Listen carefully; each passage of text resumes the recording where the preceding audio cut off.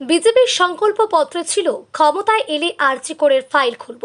তিনজন আইপিএসকে সাসপেন্ড করা হয়েছে। যে ঘটনা ঘটেছে এত বেদনাদায়ক এবং যেভাবে চেপে দেওয়া হয়েছে, মানুষ মোমবাতি হাতে পথে নেমেছে। পুলিশ কর্তা শান্তনু সিনহা বিশ্বাসকে আজীবনের জন্য সাসপেন্ড। কি এমন রহস্য আছে যে এই অসিদের সবাই চেনে? বিখ্যাত তারা। এই বেআইনি বাড়ি ভাঙা হচ্ছিল, সেটা স্ট্রে অর্ডার এনে আটকানো হলো। শতরূপ ঘোষ বলেন, বাংলায় বুলডোজার আটকে দিলাম। এনারা এসআইআর আটকানোর চেষ্টা করেছে, দেশকে 50 বছর পিছিয়ে দিয়েছে। তৃণমূল ফ্যাক্ট ফাইন্ডিং টিম 3 ভাগে ভাগ হয়ে বিভিন্ন জায়গায় যাবে। এই ফ্যাক্ট ফাইন্ডিং টিম 2021 সালের পর তৈরি হলে এত মানুষকে ঘর ছাড়া হতে হতো না। ওনাদের নেতা বিধানসভায় দাঁড়িয়ে বলেছেন, সবাই ঘর ছাড়া। আমরা যা কেস করেছি এখনো চলছে, সিবিআই তদন্ত করছে।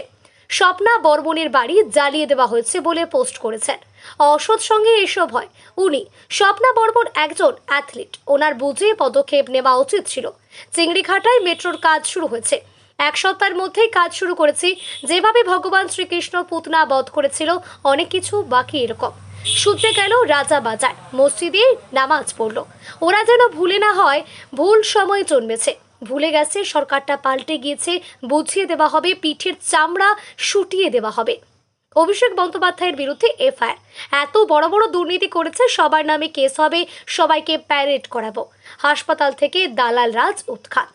এসএসকেএম হাসপাতাল কারা রোগী কারা আত্মীয় প্রত্যেকের হাতে আলাদা আলাদা ব্যান্ড দেওয়া হবে। কে কি সেটা বোঝা যাবে। প্রেসিডেন্সি জেলের মধ্যে সার্জিক্যাল স্ট্রাইক, যেখানে যেখানে খুন ধরেছে সেখানেই ওষুধ দেওয়া হবে। যে ঘটনা ঘটেছে এত বেদনাদায়ক, আর সেটাকে যেভাবে চেপে দেওয়া হয়েছে, বাংলার প্রত্যেকটি মানুষ ব্যথিত। লক্ষ লক্ষ মানুষ এর বিরুদ্ধে প্রতিবাদ করেছেন ক্যান্ডেল হাতে নিয়ে, কিন্তু তাও সেই পরিবার ন্যায় পায়নি। মানুষ দুঃখী ছিলেন, মানুষ চাইছিলেন সত্য সামনে আসুক, দোষীরা সাজা পাক। তারই প্রক্রিয়া শুরু হয়েছে।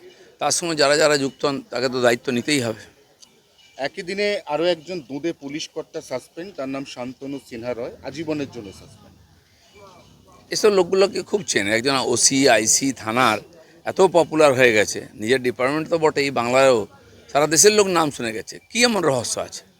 প্রত্যেকটি মানুষ এদের কীর্তি জানে, কেন এরা যদি ডিপার্টমেন্টে থাকেন সেই রোগ আবার সব জায়গায় ছড়িয়ে পড়বে। তদন্ত হবে আইনিগত দিক দিয়ে, যা ব্যবস্থা সেটা কোর্ট নেবে।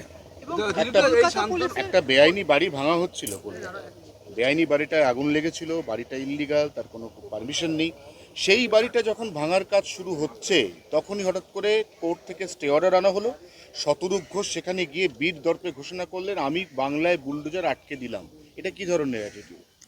না, এনারা সব এরা এসআইআর আটকানোর চেষ্টা করেছেন, অনেক কিছু আটকাবার চেষ্টা করছেন। এদের কালচারটাই চাই। 50 বছরে এরা আটকেছেন বাংলাকে, সামনে নিয়ে যেতে পারেননি। ওনারা মনে করছেন যে কোর্টে গিয়ে করে দিয়ে 2-4টা ভোট পাবেন, সেদিন চলে গেছে। মানুষ আর পেছনে তাকাবে না, কিন্তু এর জন্য ফল ভোগ করতে হবে। তৃণমূলের fact finding team post pole violence যেখানে যেখানে হয়েছে, আজ 3 ভাগে ভাগ হয়ে তৃণমূল কংগ্রেসের নেতা নেত্রীরা তারা বিভিন্ন জায়গায় যাবে। এই ফ্যাক্ট ফাইন্ডিং টিম যদি 21 সালের ইলেকশনের পরে শুরু হতো, তাহলে ওদের এত বদনাম হতে হতো না, এত মানুষকে ঘর ছাড়া হতে হতো না, কোটি কোটি টাকা সম্পত্তি বা প্রাণহানি হতো না। তার প্রায়শ্চিত্ত করতে হয়েছে আজকে। তাদের নেতা বিধানসভায় দাঁড়িয়ে বলছেন শত শত লোক ঘর ছাড়া। আমরা জানি না কে ঘর ছাড়া, কটা পুলিশের রিপোর্ট হয়েছে। 21 সালের পরে আমরা 12,500 কেস করেছিলাম, সিবিআই ইনকোয়ারিও চলছে। তো ওনারা কটা কেস করেছেন আমি জানি না। তো তখনও মিথ্যা বলেছেন, এখনও মিথ্যা বলছেন। আমাদের মাননীয় মুখ্যমন্ত্রী বলছেন যে কজন লোক ঘর ছাড়া হয়েছে তার লিস্ট নিয়ে আসুন আমার কাছে, আমরা সসম্মানে ফিরিয়ে দেবো। কিন্তু 21 সালের পরের যে হিংসার কেস যেন তার নামে না থাকে, তাহলে তাকে জেলে যেতে হবে। বেশিরভাগ তো দাগি আসামি, ক্রিমিনাল। আর আসবে কোন মুখে? আর কেউ বাঁচবে না, কেউ জেলের বাইরে থাকবে না। স্বপ্না বর্মনের বাড়ি নাকি কালকে রাত্রিবেলা জ্বালিয়ে দেওয়া হয়েছে, তিনি ভিডিও পোস্ট করেছেন, কিন্তু বাড়ি জ্বলে যাওয়ার কোনো ভিডিও তার পোস্টে দেখা যায়নি।